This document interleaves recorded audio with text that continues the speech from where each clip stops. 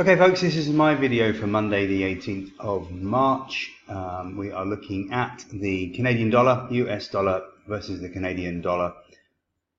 Right, this is probably, this is definitely the trade of the day on Friday. We hit our buying opportunity at 133.00, 132.90 and absolutely rocketed straight up to 133.72. So if you ran the trade the whole way, which is unlikely, I admit, there was 70 pips in the bin, but either way, even if you only pocketed 50 pips on Friday, that really was a great trade. I managed to pocket 60 pips on that one for my investors in my managed account. So that was a really nice trade, and I was out of the trade by early afternoon, I think. So yeah, nice easy day. That was the only trade I then attempted. I didn't bother with anything else. 60 pips is a good day for me. Gold, we had that cracking trade last week with a short up at 13.10.12, got to 13.11 and the dip down to 12.93. Friday we just got up to 13.06. I don't know what to do with gold right now. I do think we'll still have strong resistance again on a retest of last week's high, so that would be worth a short. But I'm not really seeing any other levels. The weekly chart isn't telling me an awful lot. I'm waiting to see if this head and shoulders pattern completes, and that will give us a sell signal, but we're way off that yet. So I think it's certainly a sit and wait. As I say, worth trying another short again at 13.10, 13.11. Put a stop above 13.13 or 13.14. Just keep it really, really tight and see if that works. But that's it for the ideas in gold right now. I'm just going to wait and see.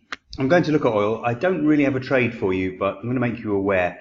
So we're moving above the 500-day moving average, which for some reason looks very straight on this chart. I'm not even sure if it's correct. But anyway, assuming it is, we are holding above the 500-day moving average.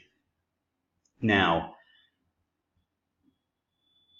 I need to show you the weekly chart. This is really what's telling me what's going on. Right, the 100-week moving average, which is also a pretty straight line, comes in around the $58.50 mark.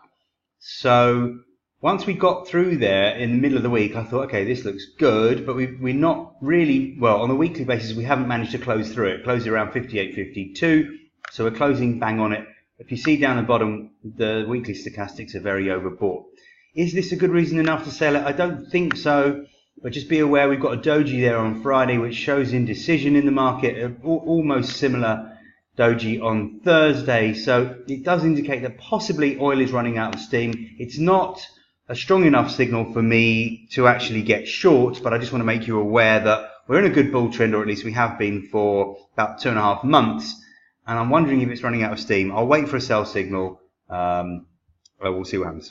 Actually, I'm looking at the hourly chart now, and this would make a little bit more sense. Well, the levels will at least. You can see why 57.90, 57.80 is a good support level, with this trend line going back to the beginning of March, the 23.6% fib, and the 100-hour moving average. So watch that 57.90, 57.80 area, probably worth a long. You can keep a tight stop below 57.60, but if the long works, then who knows, we could be certainly up around the mid 58.5 level, and we could be up around 58.90 for a retest of last week's high. So looks like a trade that's probably worth doing. Risk reward wise, it is worth doing. Break below 57.60 takes us to 57.30, 57.20, by which time the 200-hour moving average will be a little bit closer to that level too. Dollar versus the Norwegian kroner. Now, this is a trade that I really missed, and I regret it. I do think I pointed it out to you, but I probably didn't emphasize it enough. I certainly didn't do the trade because I think the opportunity came on non-farm payroll day, and I don't like to run positions over non-farm payroll. It's too much of a gamble. Now, we topped out just below this trend line, which joins the 2016-2017 peak with the 2018 peak. We didn't quite touch it. We got close. And the double top there, which you can see on the weekly chart, the peak here, almost a triple top, was a sell signal. Now then, we had the negative candle on Friday, as you can see, the spike high, the lower close. I think I did point that out to you as well. And since then, we just sank. We sank through this minor trend line here, and then I would have thought we'd have found support with the 55-day moving average, a 100-day moving average, and this little trend line here. Okay, only a month and a half old, but still. On Friday, we did find support. I must admit, that probably would have fooled me into a long position. Sorry, on Thursday. But Friday, clearly that was negated, and we broke low. We broke the Wednesday, Thursday lows market's tumbled. So again, the outlook is negative for this pair. I'm not really sure what you can do with it now because we're sort of mid-range. If you happen to have been short after what I told you before, then well done. I certainly wish I was, and I think I've missed the boat on it, but I just need to give you an update on it at least. It does look like we've started the next leg lower. Looks like we should really test this area down here, 849, 848. We looked at this last week, the Aussie dollar versus the New Zealand dollar. We had that bullish candle on Wednesday when we tested these trend lines, which go back a fair old way. There we go. This one goes back to April 2018. This one goes back to June 2018. So, successful test in that we spiked lower and closed significantly higher. That's a bullish candle. These two are less positive, but the stochastics have turned positive on the daily chart from an oversold position. So that gives us some bullish potential. The weekly chart shows something of a hammer. I think it's called a hammer. I always forget the names. Which again is fairly positive, seeing as we spike lower and close above that trend line. We're oversold on the weekly chart. Okay, it's not the strongest signal, but I'm desperate for signals at the moment because everything is just trading sideways. I'm not even bothering to show you the yen, the euro, the Aussie dollar, the New Zealand dollar. Anything against the dollar is just a waste of time right now. So I'm sure you can see this and you can understand my frustration with the lack of opportunities.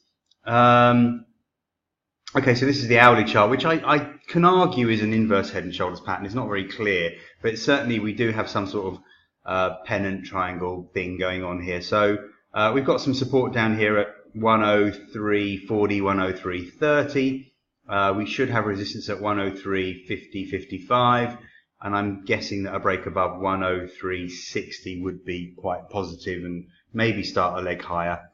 Something to keep an eye on. In the S&P, the June contract, we beat the previous high of 28.25 and we managed to get up to 28.36, which also beats the November high of 28.31, 28.32. So stock markets look okay. The US at least looks okay, looks quite positive. I wouldn't be looking for a short position here. For my premium subscribers, I provide a daily spreadsheet of trades. I'm going to share this with you today. We've talked about the gold trade. We've talked about the dollar Canadian trade. There is some resistance in the euro US dollar at 113.65.75, so it's probably worth a try. 20 pip stop, 30 pip stop, not too bad. Dollar yen's got some resistance up at 112.10.20. I've shown you that resistance in previous videos. The Aussie dollar's got some resistance up at 70.90.99. And the New Zealand dollar, I would try along at 67.40, 67.35. So you can make a note of these trades. They're not the most exciting trades, but as I say, everything is moving sideways. So I'm just trying to figure out what might be the high for the day or the low for the day and give it a go. Desperate for the dollar or the euro, or the dollar and the euro, to break out and start to get some direction so we can jump onto a trend. But that is not the case as I speak. If you are not a subscriber at all and you're watching this video delayed on YouTube, then this is my website. You can subscribe to the products on the home page. The daily video analysis is very popular, so you get a daily video from me with my trade ideas, such as the one you've just been watching. And the premium package gives you absolutely everything. Have a look at it. It's really good value. And if you want to invest and you want me to manage your account for you because you don't have time to trade or follow my signals, then just go onto the Contact Us page. You can drop me an email. You can either fill out the form or you can drop me an email. There's my email address. Or just fill out that, let me know that you're interested, and I'll reply to you with all the details.